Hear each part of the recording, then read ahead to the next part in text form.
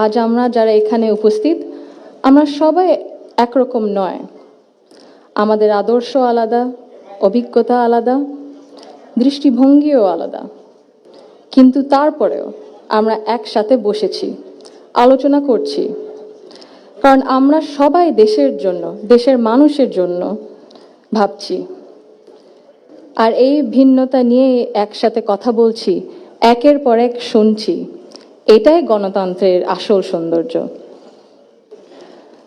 আমার আগে যারা সম্মানিত প্যানেলিস্টরা কথা বলেছেন তাদের সবাইকে আন্তরিক ধন্যবাদ জানাই। আপনারা অনেক কিছু বলেছেন, হয়তো বা আমিও বলে ফেলবো, সো আমাদের একটা মাইন্ডসেটে আই থিঙ্ক সিমিলারিটি আছে। আমার খুব ভালো লেগেছে শুনে। আমি আজ এখানে দাঁড়িয়েছি ভিন্ন এক অনুভূতি ও আবেগ নিয়ে। বাংলাদেশের এই পলিসি লেভেলটায় আমার প্রথম বক্তব্য এটা। আমি এমন কেউ নয় যার কাছে সব প্রশ্নের উত্তর আছে বা সব সমস্যার সমাধান জানা আছে। তবু আমি বিশ্বাস করি নিজের ছোট্ট জায়গা থেকেও সমাজের জন্য, দেশের জন্য কিছু করার আন্তরিকতা আমাদের সবার মধ্যে থাকা উচিত। আজ আমি এসেছি শুধু শুনতে, শিখতে এবং একসাথে কাজ করার মনোভাব নিয়ে এগিয়ে যেতে। Today's dialogue is about women shaping the nation. But before we speak about shaping the future, we must be honest about the everyday lives reality shaping women's lives in Bangladesh. My earliest understanding of women's roles in society came from my family, as it does for most of us. Long before we encounter policies or laws or institutions, our homes become our first classrooms. They teach us what is possible, what is acceptable, and what is expected. In my home, certain things were never questioned.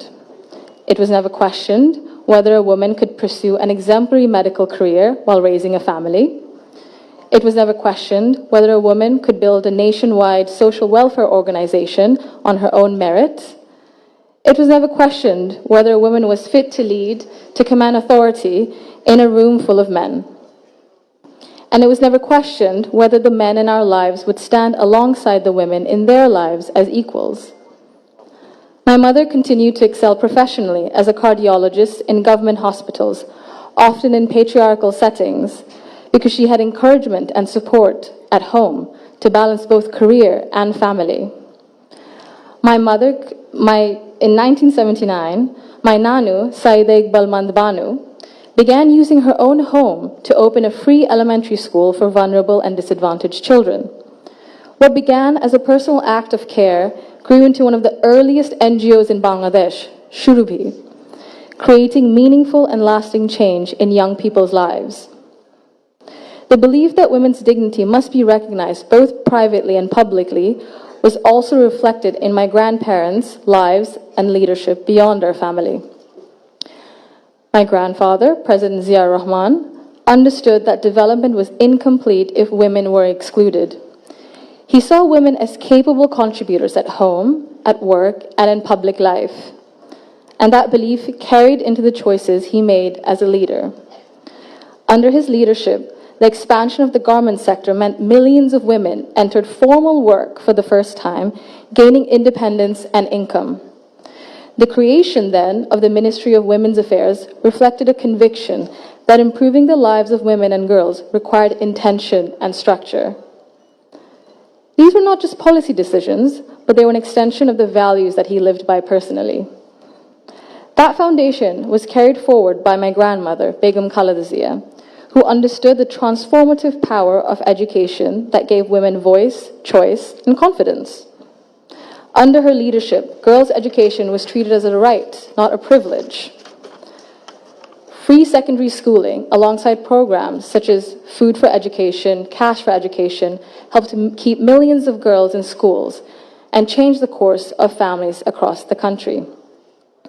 Her female secondary school assistance project achieved gender parity for the first time in secondary education and became a model replicated beyond Bangladesh.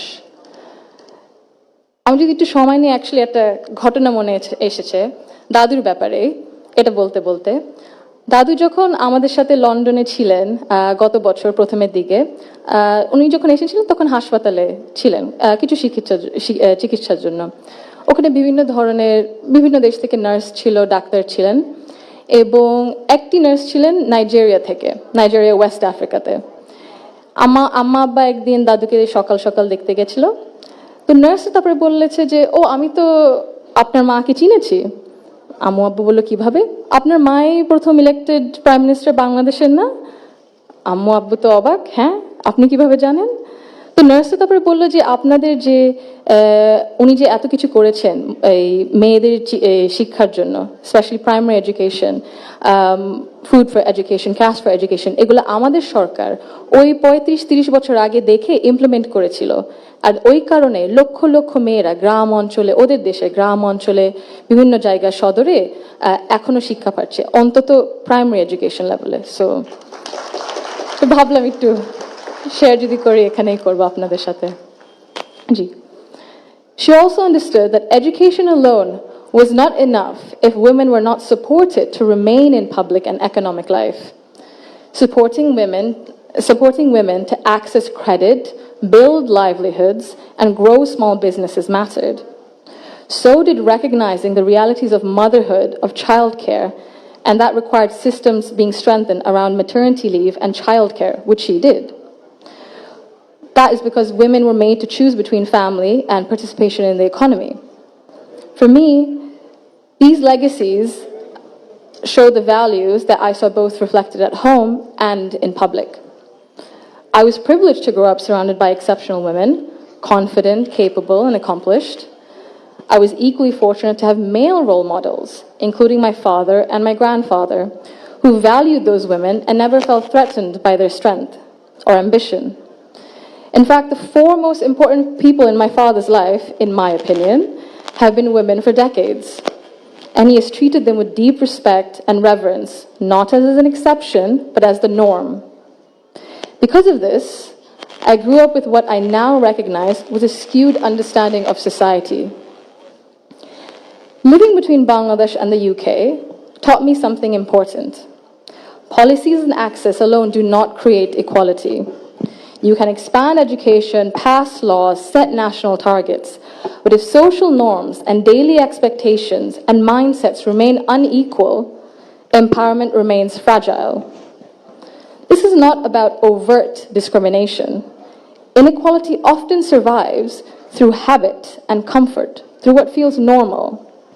In Bangladesh, women still perform around 85% of unpaid household and care work, spending over 7 times as many hours as men on this labor each day. This work is valued at 19% of our GDP and remains largely invisible in economic planning and national decision-making. This makes something very clear. Gender equality is not a women's issue, it is an economic and national issue.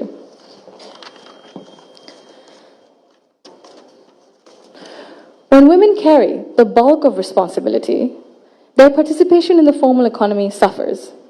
Despite significant gains in girls' education, women's labor force participation in Bangladesh remains below 40% compared to over 80% for men. Women are far more likely to step back from paid work after marriage or childbirth, not because they lack ability or ambition, but because systems assume they will absorb the cost. This imbalance begins early. Girls are expected to adjust their ambitions around family needs, while boys are rarely taught that responsibility and care are shared obligations. Over time, this became structural and progress stalls. Women are already leaders, and many of those leaders are in this room today. Women who have carried institutions, families, movements, and communities forward, generation after generation. Bangladesh's progress bears your fingerprints, even when history has not always said your name out loud. This brings me to a central point. Belief means nothing without action. To the men among us, our fathers, our brothers, our sons, our husbands, our colleagues and friends, your support for women's rights matters. Your celebration of women's success matters, But equality cannot survive on words alone. If systems and expectations continue to rely on women's sacrifice as the default, inequality continues comfortably. Fathers, in particular, I believe, have a unique role in breaking this cycle. I'm an only child, and I never was once made to feel that my parents wished for a son instead.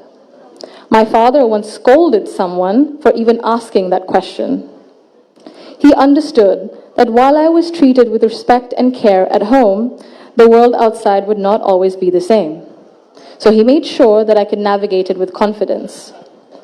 What shaped me were not his speeches, but his consistency. Through his daily choices, he showed me what I should expect from the world.